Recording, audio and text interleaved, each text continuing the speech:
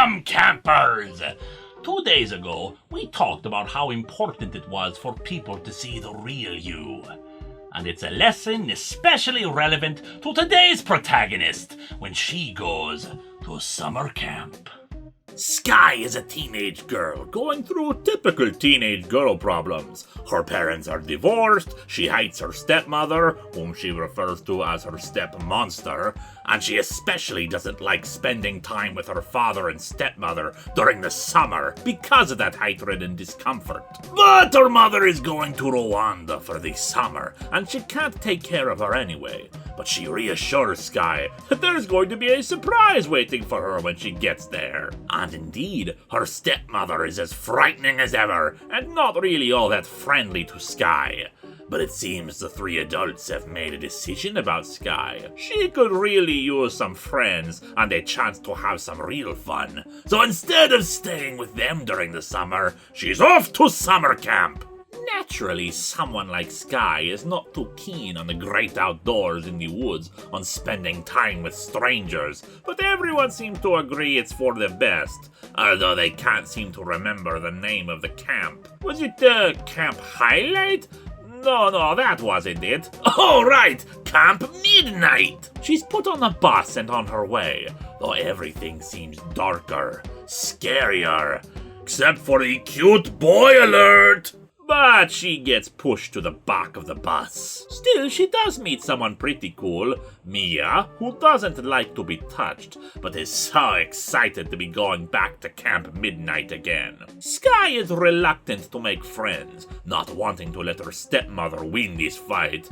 But Mia seems pretty cool, and they seem to become quick friends along the way. Although even when she arrives at camp, Sky wants to just leap out the emergency exit and get out, something the bus driver isn't too keen on.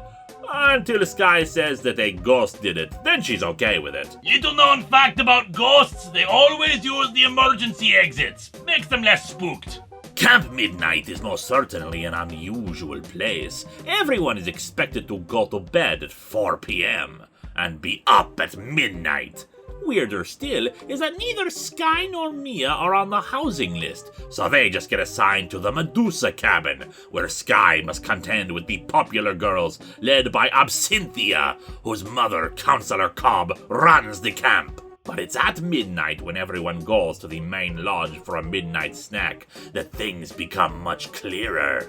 This is a camp for monsters! Everyone is allowed to let loose and reveal their true forms. Witches, werewolves, and warlocks abound. Both Sky and Mia refuse to. Sky for obvious reasons, and Mia for more secretive reasons. Sky manages to hold off the confused looks of her fellow campers by claiming that she wouldn't want to terrify them. She's the worst kind of creature there is.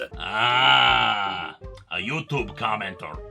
They buy it, and Sky does her best to try to fit in despite her reluctance to do so amidst all the monsters. The other kids start to think of her as cool because of how mysterious she is, though on the inside Sky is freaking out and wanting to get away from all the monsters. Her tone changes though when her crush seems to respond to her affection in kind when he goes skinny dipping in his werewolf form. He talks about how the word monster is a label that wraps up too many people. And Sky just seems to realize that she's the real monster around here, the one everyone would hate if they knew the truth about her. But Mia's secret is just as bad, based on the prejudicial words of the others in the camp. Mia's a ghost, a spirit who can't move on, and her parents didn't want her around anymore. They were strict and found her carrying on to be too depressing for them. They just wanted her to go away, so she went back to the only place that made her happy. Camp Midnight! Realizing how silly it is that they have to hide themselves from the camp, Sky reveals it to everyone, to their shock and surprise, but makes an impassioned speech about how really most of the kids that were sent to the camp are there because their parents don't know what to do with them. Counselor Cobb finds that a compelling enough argument for them to stay, although Mia can't because she finally finds her happiness and manages to move on from the mortal realm. But hey, it's not all that bad. She had a fun camp experience that she tells her mom all about, especially her new werewolf boyfriend and stuff. Camp Midnight is a good one for all you little ones out there who need to be reminded that sometimes you can let your true self out. Because you're beautiful, even if you're a human girl in a camp for creatures.